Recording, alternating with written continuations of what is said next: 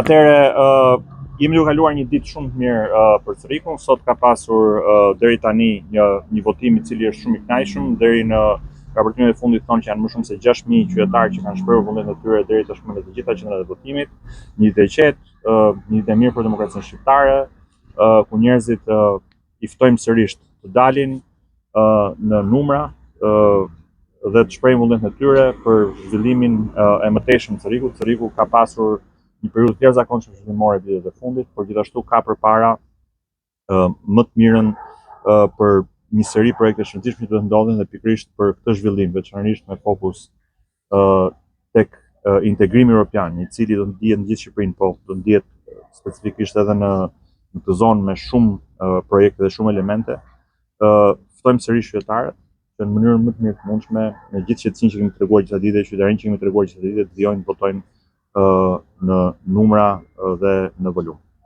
Janë evidentuar problematika në komisionet e ndryshme, mungesa komisionerësh, kryesisht nga opozita sipas informacioneve të tyre? Deri tani informacionet janë për shumë pak problematika, po thuajse irrelevante.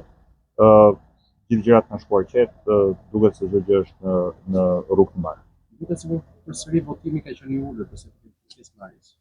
Jo, ne jemi tani në numra të ngjashëm me zgjedhjet e fundit. Pak diferencë ka, në zgjedhjet mendore tipikisht ka një rënje të vogël krahasimisht me zgjedhjet kombëtare. Krahasimisht ne sa u bëm një vlerësim krahasimisht orë për orë me si me 2025-ën ashtu edhe 2023-shën dhe ne jemi në numra të ngjashëm, kështu që me thënë vërtetën deri tani jemi të kënaqur me këtë. Nga 11 maj janë rreth 3.000 votues më shumë. A kemi problem më shumë?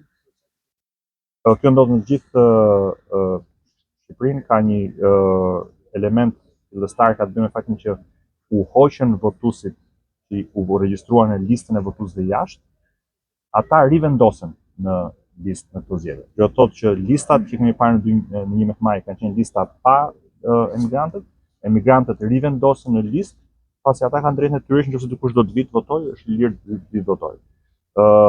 Pra, arsye pse shihni një numër më të vogël, jo vetëm në Cerik, por në gjithë qendrat e tjera të votimit në Shqipëri, është sepse janë rivendosur në listë emigrantët që u hoqën nga lista për listën e posaçme të diasporës. Faleminderit. Faleminderit.